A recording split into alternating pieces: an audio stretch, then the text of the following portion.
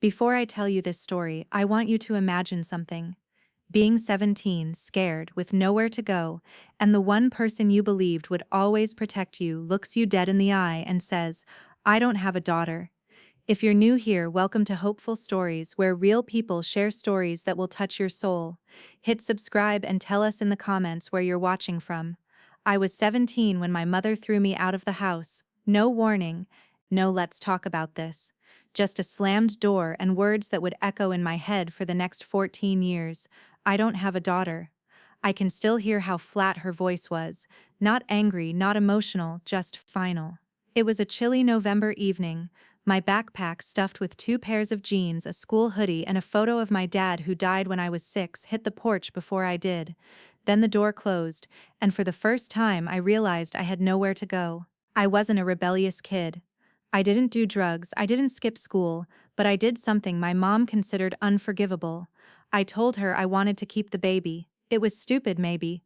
17, pregnant by a boy who swore he loved me and then vanished when I showed him the 2 pink lines, but I couldn't bring myself to end it. I wanted to try. I wanted to prove I could give that baby the love I never had. She called me selfish. She said I'd ruined my future. And then she told me to pack my things and leave because if I chose this mistake over her, she was done being my mother. I spent that first night sleeping behind the 24-hour laundromat 3 blocks away. I remember curling up under a damp blanket, my stomach twisting from hunger and fear. I wasn't just losing a home, I was losing family. And it wasn't until the streetlights flickered off at dawn that I realized she meant it. She wasn't coming to look for me. The weeks that followed were a blur of couches, shelters, and desperate phone calls that went unanswered. Every time I dialed her number, I got the same voicemail: "You've reached Sandra, leave a message." And I did. I left dozens. Pleading ones, angry ones, tearful ones. None were returned. When I finally went into labor 7 months later, I was alone in a cheap, grimy motel room I'd been cleaning in exchange for shelter. I screamed through contractions into a towel so the guests in the next room wouldn't hear. By the time an ambulance took me to the hospital, my son Noah had already arrived, premature but breathing, and when I held him for the first time, tiny, fragile, perfect, I promised him 2 things: that he would never feel as unloved as I did, and that I would never, ever beg someone to stay who had chosen to leave. I didn't know then that 14 years later that same woman, the one who threw me out, erased me, refused to return a single call, would be standing on my doorstep, and she wouldn't be alone. In her trembling arms would be a baby, and for the first time in over a decade she would be the one begging. The first few months after Noah was born were the hardest of my life. There's no handbook for being 17, homeless, and a mother. And there's certainly no guide for learning to love a child when you're still trying to figure out how to love yourself.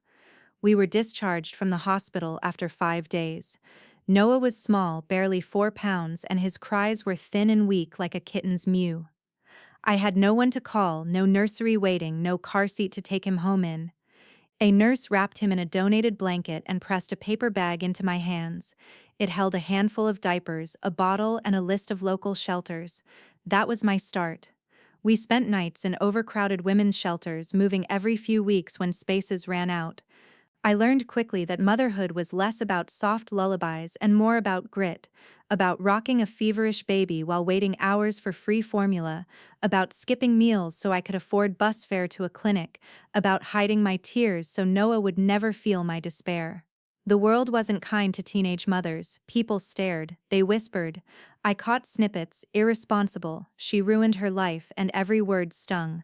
But each time Noah wrapped his tiny fingers around mine, it reminded me why I was fighting. He was my anchor, my reason. One night while I was folding donated clothes in the shelter's laundry room, an older woman named Denise sat beside me.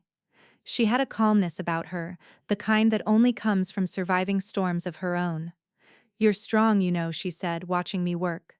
I laughed bitterly. "I don't feel strong."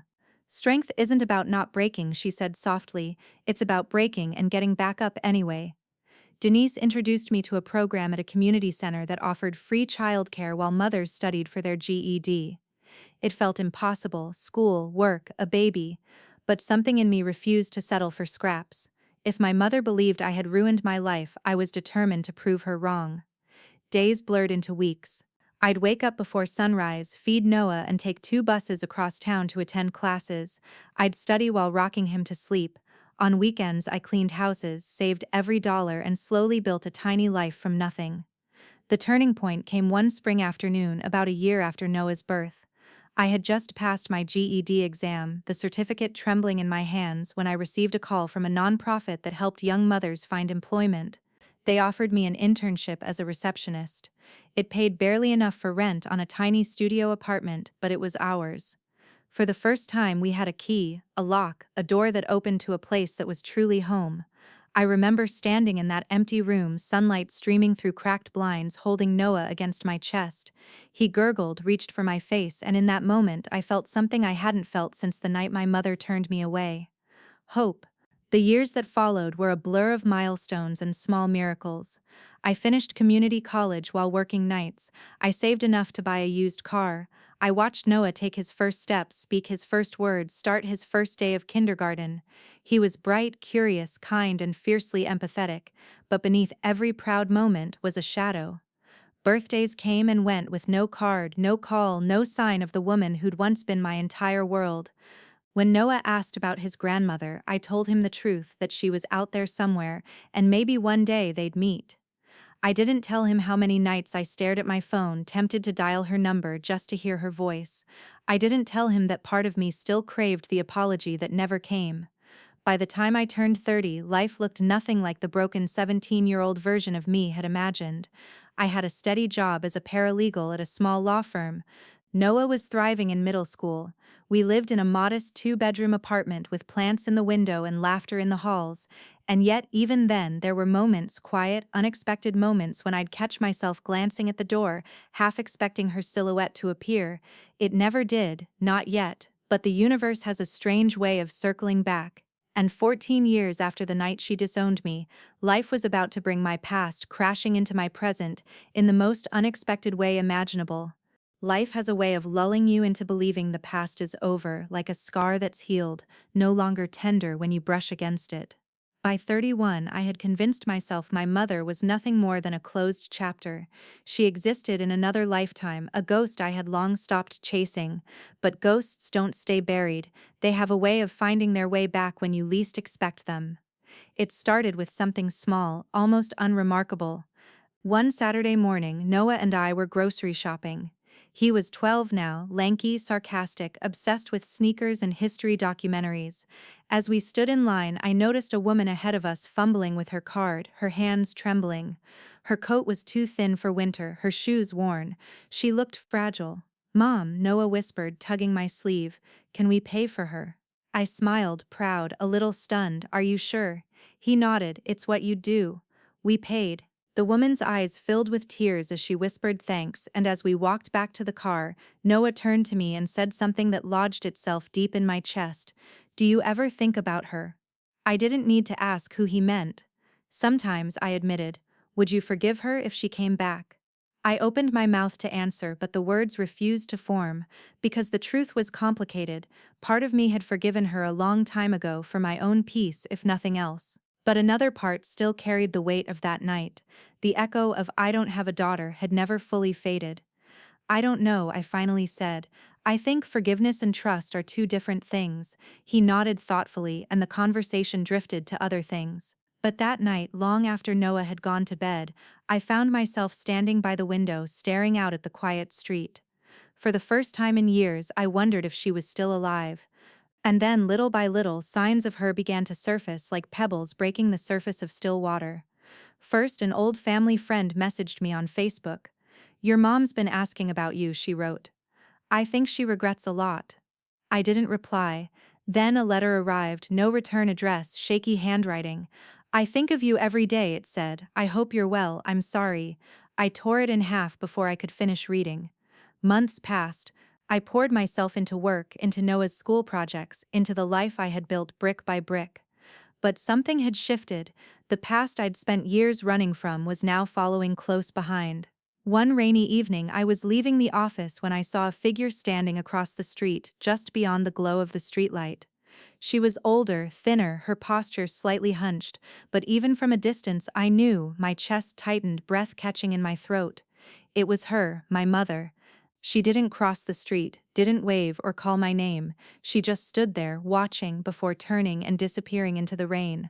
For days I told myself I'd imagined it, that it was someone else, that she wasn't really here. But deep down I knew it had begun. She was circling closer, and then one October afternoon everything changed. It was a quiet Sunday. Noah was at a friend's house and I was making tea when a knock echoed through the apartment. It wasn't the quick tap of a delivery driver or the rhythmic knock of a neighbor. It was hesitant, slow, like someone who wasn't sure they should be there. I opened the door, and there she was, older, smaller, lines etched deep into her face, her once dark hair now streaked with silver, but it was her eyes that stopped me. Eyes I'd inherited, eyes I'd spent half my life trying to forget, and in her arms, wrapped in a faded pink blanket, was a baby. "Please," she whispered, her voice breaking. I didn't know where else to go. For a moment I couldn't breathe.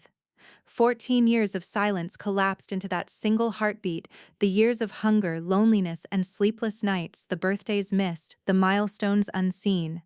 And now here she was, standing on my porch like no time had passed at all. The baby stirred in her arms, a soft whimpering cry that seemed to cut through the thick tension in the air. My mother's eyes darted nervously from my face to the ground and back again.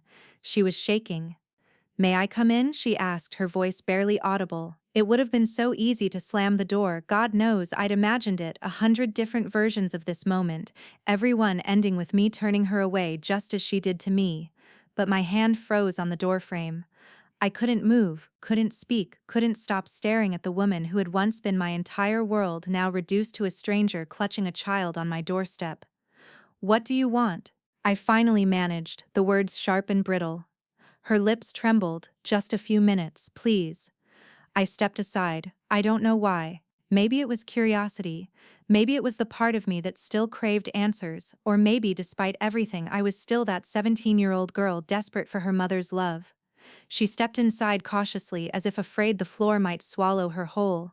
The apartment smelled of cinnamon and old books, Noah's favorite candle burning on the counter, and I watched her eyes linger on the framed photos lining the hallway. Noah's first day of kindergarten, our trip to the beach, my college graduation, all the moments she had missed. "This is," she murmured, her gaze softening. "It's beautiful. You've done well for yourself." "Spare me the compliments," I said flatly. "Why are you here?" She looked down at the baby, a tiny, delicate thing with cheeks flushed pink and fingers curled into a fist.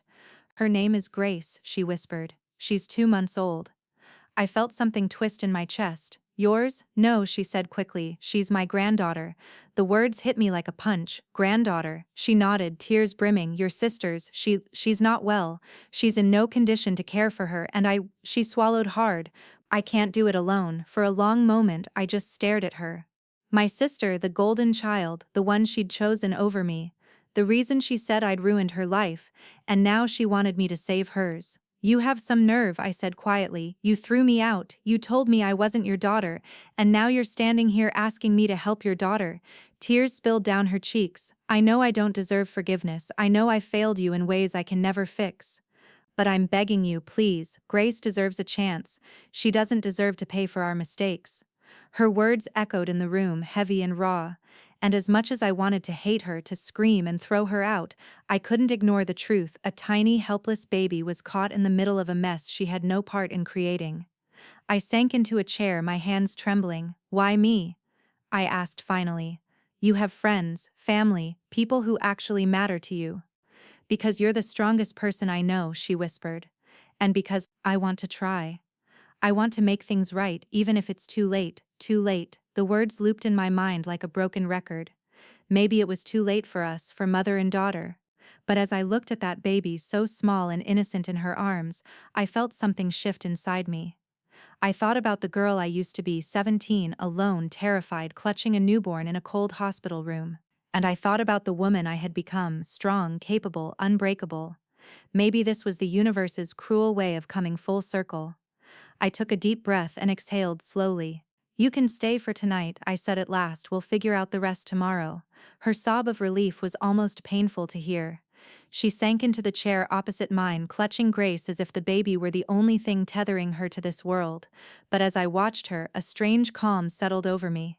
The wounds were still there, deep and raw, but this time they didn't define me. This time I had the power, and I wasn't sure yet if I was ready to forgive her. But I was ready to listen. The apartment felt different that night.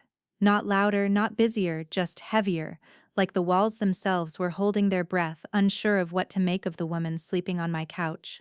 After she'd tucked Grace into the makeshift bassinet I'd set up in the living room, my mother sat in silence, her eyes fixed on the floor. I offered her tea, not because I wanted to, but because some reflex I couldn't explain made me do it. She accepted with a trembling thank you and held the cup like it might slip from her hands if she blinked too hard.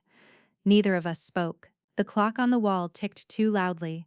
The hum of the refrigerator filled the space between us, an awkward soundtrack to 14 years of unfinished conversations. When I finally broke the silence, my voice didn't sound like mine. "Where's Dad?" She flinched like I'd slapped her.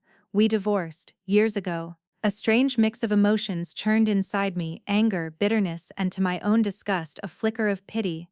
They'd always been a unit, a toxic, suffocating force. The idea of them not together felt almost foreign. "Is he alive?" I asked, hating how small I sounded. "Yes," her eyes darted to mine, then away. "He's remarried, new family, a son, of course he did. Of course he'd moved on, started fresh, erased me like I never existed. A daughter thrown out at 17 and a shiny new son to replace the disappointment." I swallowed hard. "And you? After you threw me out, what did you do?" She looked down into her tea and for a long time she didn't answer. Then quietly, "I fell apart. Something inside me tightened." "Good." Her lips parted but she didn't argue, she just nodded as if she'd expected that answer. "I deserved that," she whispered. "I deserved worse." The conversation died after that. She went to lie down on the couch and I retreated to my room, but sleep didn't come easily. Every creak of the floorboards, every soft whimper from the baby in the next room pulled me back to the surface.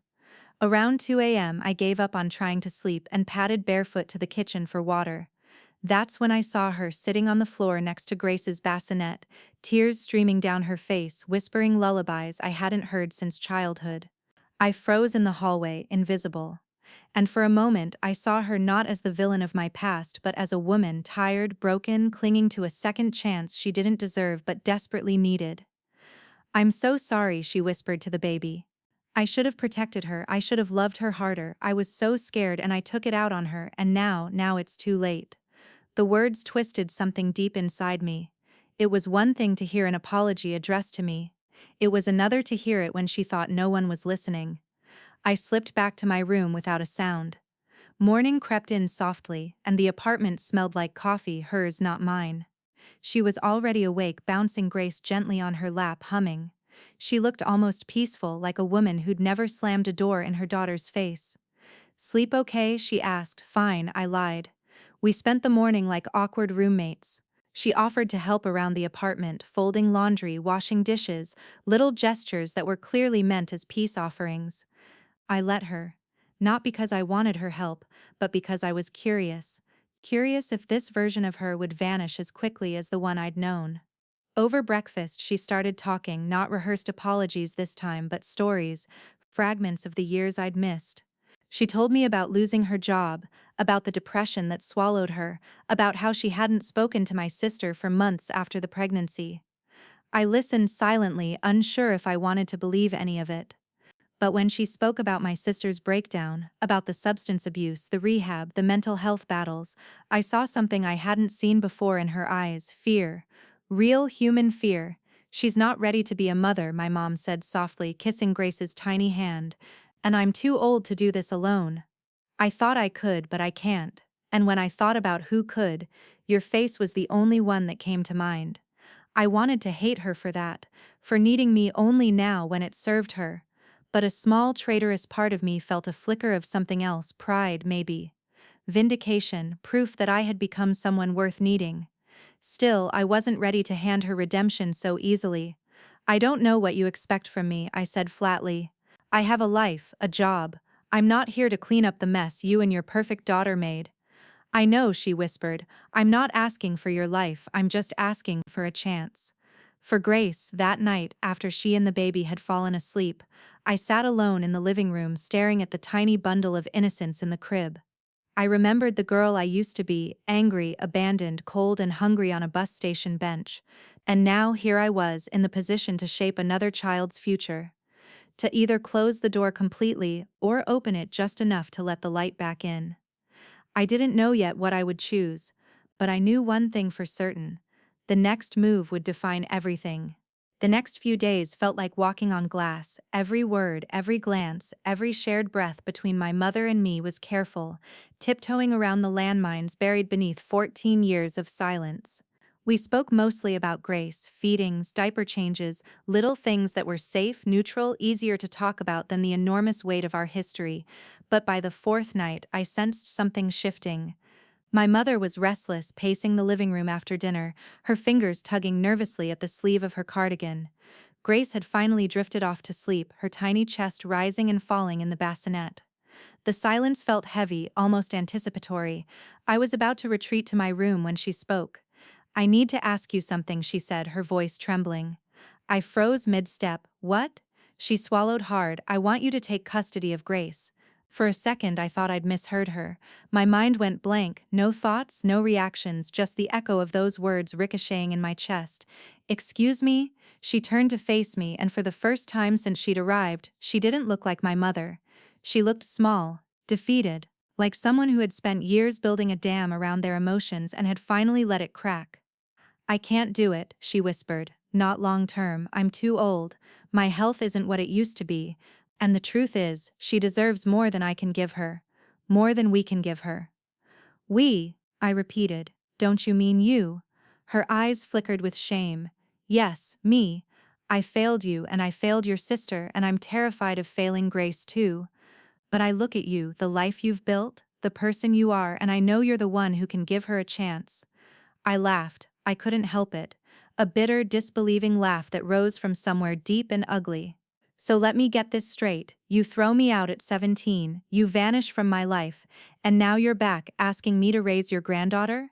She didn't argue, she just nodded, tears streaming silently down her face.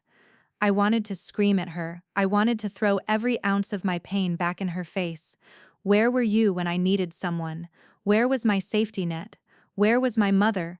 But when I turned my gaze to Grace, tiny, sleeping, innocent Grace, something inside me twisted painfully. None of this was her fault. She hadn't asked to be born into a mess of broken people and bad decisions. She hadn't asked to become a pawn in our family's story. "Why me?" I asked quietly. "Why not the system? Why not someone else?" "Because you'll love her," she whispered. "Not because you're obligated to, but because it's who you are. I saw it the moment you held her. And I know that if she's with you, she'll never wonder if she's wanted." Her words hit too close to home. I thought of 17-year-old me again, shivering on that park bench with everything I owned stuffed in a backpack, wondering if anyone in the world cared whether I lived or died. The thought of another child ever feeling that kind of emptiness made my stomach churn. But there was something else, a darker, more selfish thought that I wasn't ready to admit. What if I couldn't do it? What if raising Grace reopened wounds I'd worked so hard to close? What if loving her meant forgiving a woman I still wasn't sure I could forgive? "I need time," I said finally. She nodded. "Of course, as much as you need." That night I barely slept. I lay awake, staring at the ceiling, replaying the conversation in my head. My life was stable now. I had a career I loved, a home I'd built from nothing, friends who felt more like family than blood ever had. Taking custody of a baby would change everything, every plan, every dream, every piece of the life I'd clawed my way into. But beneath all the practical reasons to say no was a deeper, more painful truth. Part of me wanted to break the cycle, to prove that love didn't have to die in the same place it was denied. Around 3 a.m., I tiptoed into the living room. My mother was asleep on the couch, exhaustion written in every line of her face. Grace stirred in her bassinet, her tiny fingers curling and uncurling as she dreamed. I reached down and gently brushed a strand of hair from her forehead. She sighed, a soft, content little sound, and I felt something in me begin to melt. "Hey, Grace," I whispered. "I don't know what's going to happen, but I promise I'll never let you feel unloved." It wasn't a decision yet, but it was the beginning of one. The next morning my mother looked at me with searching eyes. Have you thought about what I said? I have, I replied. And I'm still thinking, but I'm not saying no. Something like relief flickered across her face, but it was cautious, fragile. She nodded and didn't press further. For the first time, it felt like I was the one in control of the story. And for the first time in 14 years, I realized that forgiveness wasn't a single moment. It was a series of choices, small, painful, necessary, and maybe, just maybe, this was one of them. It started with a phone call.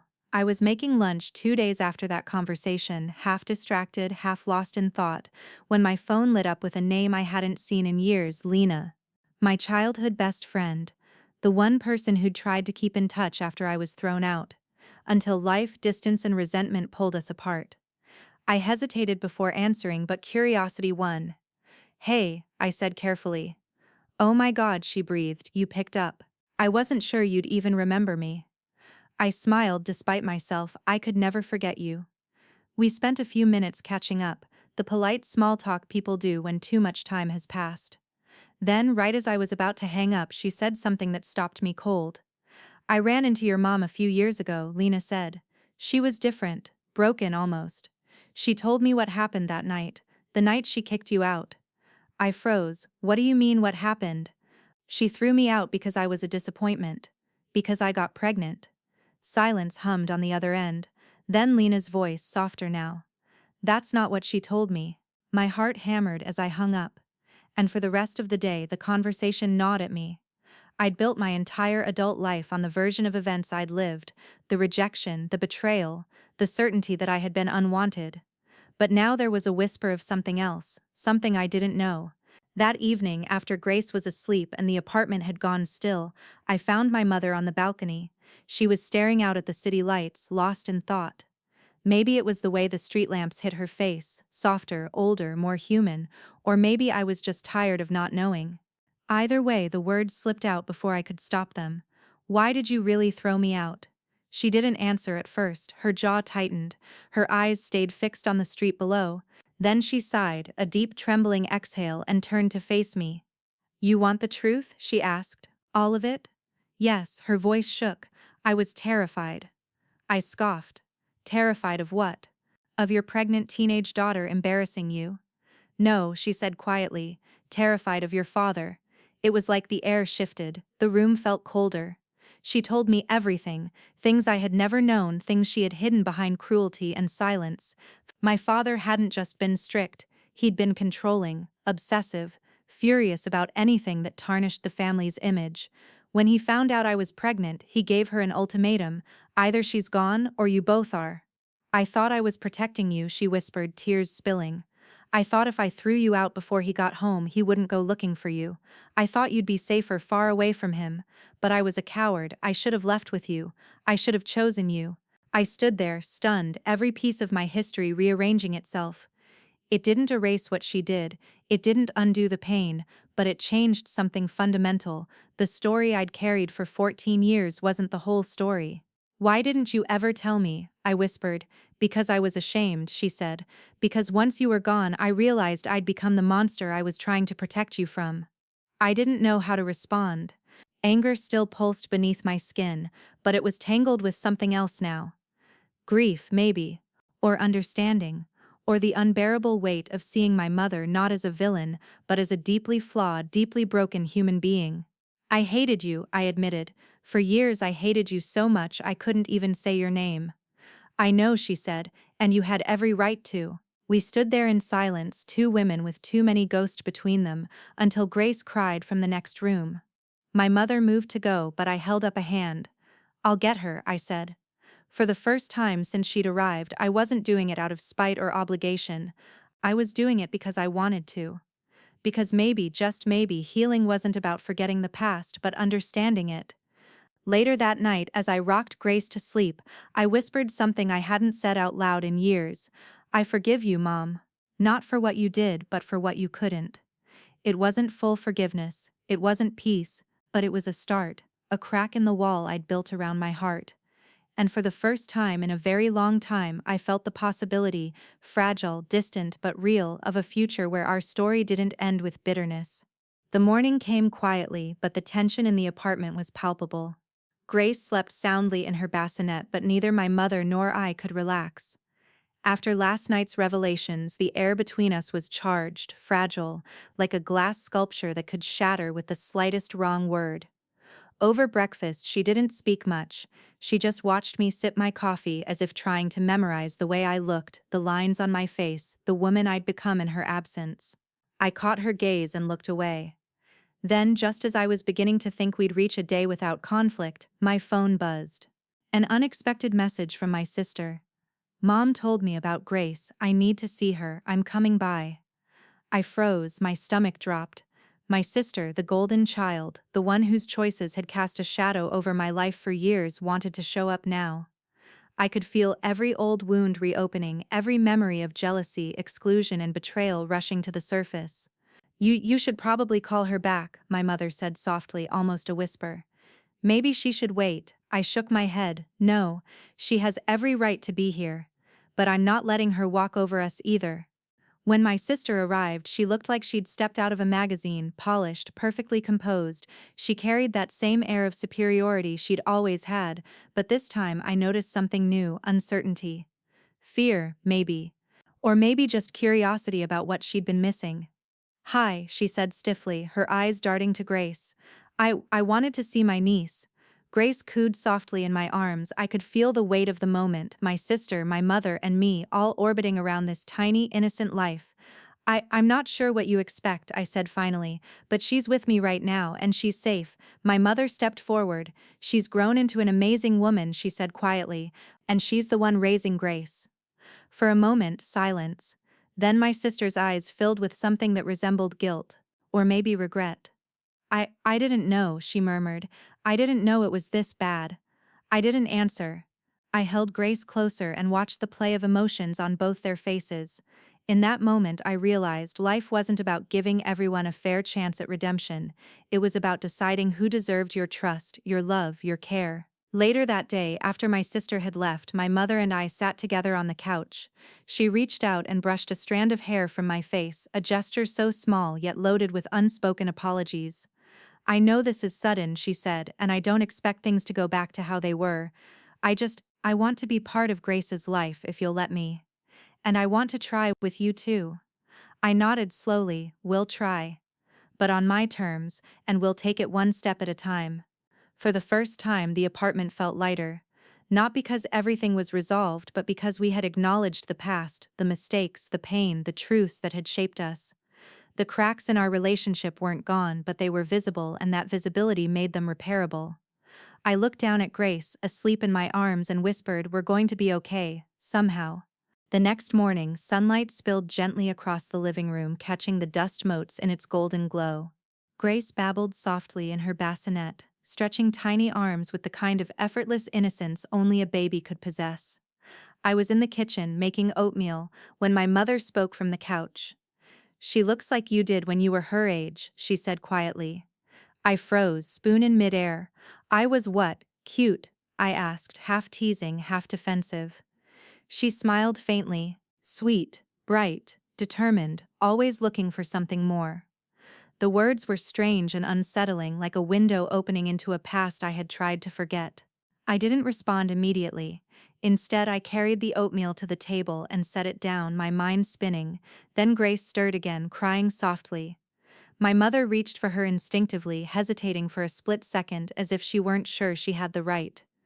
But then she held her gently, rocking her, humming the same lullaby I remembered from my childhood, a melody I hadn't realized I still remembered too. I watched, silent. Something inside me softened, tiny threads of connection weaving between years of bitterness and this fragile new life. My mother glanced at me, unsure. "Am I doing this right?" she asked. "You're doing fine," I said quietly, "just don't force it. She'll respond to you when she's ready." For the next hour, we sat there in an unspoken rhythm. I fed Grace her oatmeal while my mother rocked her gently, murmuring encouragement.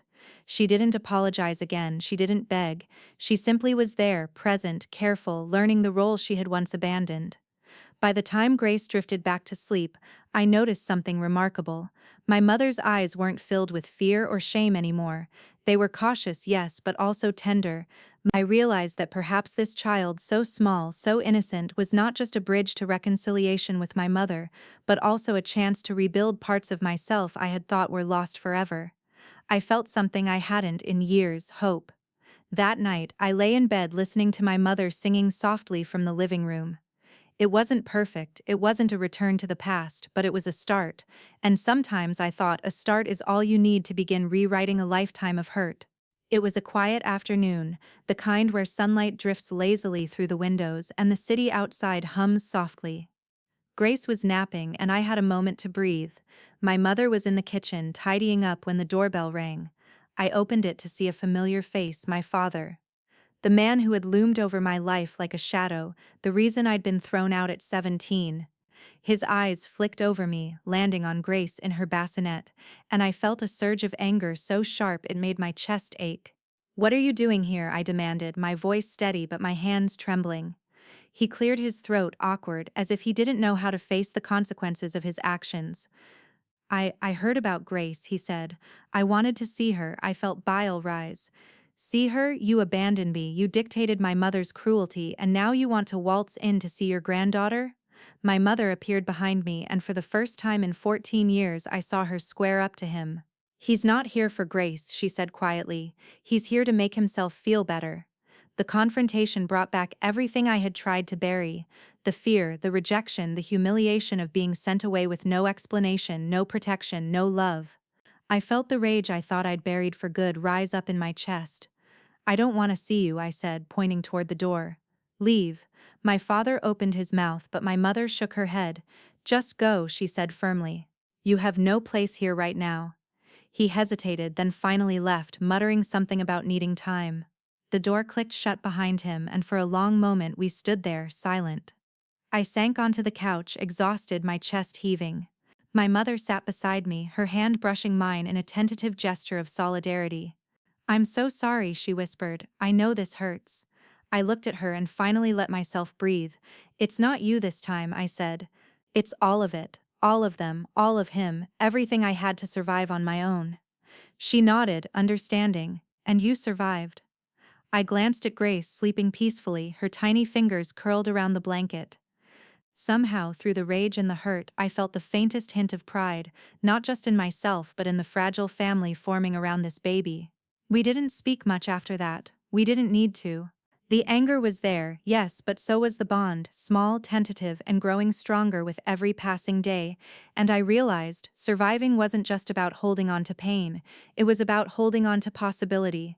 The days following my father's visit were quiet, almost deceptively normal. Grace's laughter filled the apartment in tiny bursts, her joy like sunlight bouncing off the walls, and for the first time in years the tension between my mother and me felt less suffocating, more navigable. One afternoon I found my mother sitting on the floor near Grace's playmat, carefully showing her how to stack blocks. She wasn't doing it perfectly, her hands were a little shaky, her posture hesitant, but there was an earnestness there I hadn't seen in years. "She's learning so fast," I said quietly, watching Grace wobble a tiny tower and knock it down, giggling. "She reminds me of you," my mother said, her voice soft, strong-willed, curious, determined. I looked at her, startled. Not the old critical voice I'd known, but one that acknowledged the person I had become. "You mean that in a good way?" I asked cautiously. She nodded. "The best way." We laughed softly together, tentative, unsure, but real. The sound filled the apartment, and for a moment I allowed myself to forget the years of abandonment. Later, as Grace napped, my mother and I sat at the kitchen table with tea. She reached across, brushing a hand over mine. "I don't expect everything to be fixed," she said, "but I want to try. I want to understand the woman you've become." I nodded, feeling the walls around my heart loosen just a little. "And I want to understand you," I admitted. "Not the version that hurt me, but the real you, the one who's still here." We shared small moments like this over the next few days, helping Grace bathe, cooking together, reading bedtime stories. None of it erased the past, but it created new memories, threads that began weaving a fragile tapestry of trust. One evening, after putting Grace to bed, my mother lingered in the living room. Do you think maybe one day we could be friends? She asked softly, almost like she feared the answer. I studied her face marked by age and regret, and for the first time I didn't see only the mother who had failed me. I saw the woman who had carried fear and shame for far too long. I don't know if we'll ever be friends in the way people think, I said honestly, but one step at a time. She nodded, a small smile breaking through, and for the first time in a long while I felt something resembling hope, cautious, fragile but real. It was a rainy afternoon, the kind of rain that patters steadily against the windows and makes everything inside feel smaller, more intimate. Grace was curled up in her crib, fast asleep, the room dim with the soft glow of a lamp. My mother and I were sitting across from each other at the table, sipping tea in silence, a comfortable, careful quiet that had become our new normal. Then she took a deep breath, her hands wrapping around her mug as if it were an anchor. "There's something I've never told you," she said, her voice low, almost hesitant. I looked at her, heart tightening. "What is it?" She swallowed hard, eyes dropping to the table. "Before you were born, before I even knew I was pregnant, your father and I had other plans for our lives. He was ambitious, ruthless, and obsessed with appearances. He wanted a child, but only a perfect one. When he found out about you, about me being pregnant, he was furious. He said you would ruin everything, and I didn't know how to fight him, I didn't know how to protect you." I stared at her, my stomach twisting. I had known part of this story, but hearing it in her own words cut differently. She continued, voice trembling. "I told myself I was doing it for you, that I was protecting you from him, but in truth, I was scared, terrified, I failed you, and I've carried that guilt every single day." The weight of her confession hung between us. I wanted to scream at her, to tell her the pain I'd carried all these years, the nights I'd cried myself to sleep thinking I wasn't wanted, thinking I was a mistake. But instead I found myself whispering, "Why tell me now?" "Because I can't go on pretending the past didn't happen," she said. "And because I want you to know every moment you suffered wasn't your fault." For the first time I saw vulnerability in her that wasn't fear of me but fear of herself. A mother who had lost her way, terrified of the consequences of her own choices, but still willing to try. I sat back, letting the words sink in. Rage and hurt were still there, simmering just beneath the surface, but so was something else, understanding, compassion, a sense that maybe this fragile bridge we were building could hold if we both walked carefully. I reached out, lightly touching her hand. "I don't know if I can forgive everything," I said honestly, "but for Grace, and maybe for us too." Her lips trembled into a small, grateful smile. "That's all I ask." Outside, the rain continued to fall, but inside, something shifted. A wall had cracked, a seed of trust had been planted, and for the first time I dared to hope that maybe, just maybe, our family could grow in a way we never thought possible. The next morning felt lighter somehow. Grace's giggles floated through the apartment as she chased a rolling toy across the floor, and for the first time in weeks I felt like life could settle into a rhythm that wasn't just about surviving. Then the doorbell rang. I froze, visitors were rare and I wasn't expecting anyone. My mother peeked out from the kitchen, eyebrows raised. "Do you want me to get it?" "No," I said, already moving toward the door. Something about the day felt different, charged, electric. Maybe it was the calm after the storm of yesterday, maybe just intuition. I opened the door and my breath caught. Standing there was Eli, my college friend and once my secret crush. Tall, easy smile, eyes that had always held warmth and mischief, and in that moment I was transported back to a younger version of myself, hopeful, naive, daring enough to dream. "Hey," he said, grinning nervously. I was in the neighborhood and thought I'd stop by. I blinked, stunned. "Eli, wow, I didn't know you were in town." He stepped in cautiously, glancing at Grace in her crib. "She's adorable, you're amazing." My mother, standing behind me, smiled softly. "She's your niece," I said, "and yes, she's amazing." The conversation started awkwardly, filled with small talk and laughter that hadn't been shared in years. But soon Eli was kneeling on the floor with Grace, making funny faces and noises, and she erupted into peals of laughter. The sound was like music in the apartment, lifting the shadows that had clung to these walls for so long. Watching them, I realized something profound. Life wasn't just about fixing the past, it was about allowing new joy in. About letting people in, trusting them with the present, and giving yourself permission to breathe. Later, as Eli helped me clean up the mess Grace had made, I found myself smiling, truly smiling for the first time in a long time. My mother watched us from the doorway, eyes glistening as if she finally understood that healing could come not just from forgiveness but from connection, from letting new bonds form and flourish. That evening, as Eli left, he turned to me and said, quietly, "You've grown into someone incredible. I hope we don't wait years before the next visit." I nodded, feeling a flicker of something I hadn't felt in a long time: excitement for the future.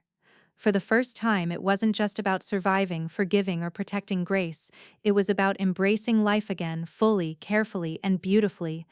A week later, life's fragile calm was shattered. Grace woke in the middle of the night, her tiny body trembling with fever, her soft cries piercing the apartment. I leapt from bed, panic tightening in my chest. "She's burning up," I exclaimed, scooping her into my arms. My mother appeared instantly, her own worry etched across her face. "Let's get her some medicine," she said, steadying herself despite the panic she clearly felt. We worked together in tense, frantic silence, measuring syrupy medicine, wiping her little forehead, adjusting blankets. Every small task carried the weight of responsibility, every glance between us unspoken acknowledgement that this tiny life depended on us both. Hours passed like minutes. I was exhausted, frustrated, my patience fraying at the edges.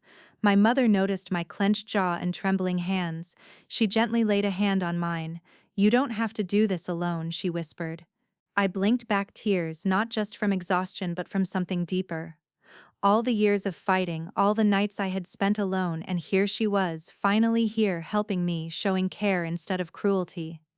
Grace finally fell asleep, small breaths soft and even. I sank into the chair, holding her tiny hand in mine. My mother sat beside me, her presence steady, grounding. "I was afraid," she admitted quietly, voice barely above a whisper. "Afraid I wouldn't know how to do this, how to be a mother again." "You're learning," I said gently, "like I am learning to let you in." For a moment, we simply sat there, two women once broken by fear and mistakes, now united by love for this small, fragile soul. It wasn't perfect. The wounds of the past were still raw, still visible. But in that moment, the possibility of trust, understanding, and reconciliation felt real. It wasn't just about Grace. It was about us, about the chance to rebuild what had been lost, slowly, carefully, but with intention. As dawn broke, painting the room in pale gold, I realized something. Patience wasn't just about waiting, it was about holding on, together, even when everything felt impossible. The morning after Grace's fever broke, the apartment felt lighter, almost cheerful. Sunlight streamed through the windows, illuminating the small chaos of toys scattered across the living room. For the first time in weeks, I allowed myself to breathe deeply, feeling a sense of normalcy I hadn't known in years.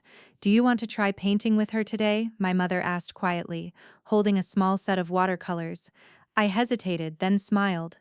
"Sure, why not?" We spread a large sheet of paper on the floor, carefully protecting it from Grace's tiny, curious hands. My mother gently dipped a brush into the colors, showing Grace how to smear it across the page.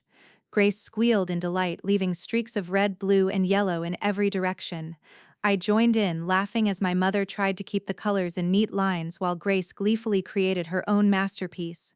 For a while, the apartment was filled with nothing but laughter, the splashes of paint and the sweet chaos of a child discovering her world. "You know," my mother said softly, "I never thought I'd be able to do this, just be here with you like this." I looked at her, realizing how far we'd come. "Neither did I admitted, "but maybe this is what we needed. Small moments, not grand apologies, little steps toward something better." Grace leaned against me, tired from the excitement but still smiling. My mother gently brushed her hair from her face. "She's lucky," she said. "Lucky to have you, lucky to have this." I nodded, feeling warmth spread through me. "We're all lucky," I said. "Even after everything, we still have this." For the first time in years, I allowed myself to imagine a future where family didn't just mean shared blood, it meant shared moments, shared care, and a chance to grow together. And for that day at least, it felt like we were exactly where we were supposed to be. That night, after Grace had fallen asleep and the apartment had grown quiet, I sank into the couch, exhausted but contemplative. The day's laughter still lingered in the air, but beneath it, I felt a stirring of something deeper, a need to confront the shadows of my own past. I pulled out an old photo album, dusty from years of neglect. Pictures of 17-year-old me stared back, awkward, scared, alone, carrying the weight of rejection I hadn't yet learned to name. I traced a finger over the edges, remembering the nights I had cried myself to sleep, the meals I had skipped to make sure Grace, even as a baby, would have what she needed. My mother appeared beside me quietly, noticing the album. "You've come so far," she said softly. I didn't respond immediately. "It's strange," I murmured. "I keep thinking about that girl, the scared, abandoned kid, and I realize she made me who I am today. Every heartbreak, every betrayal, every lonely night shaped me.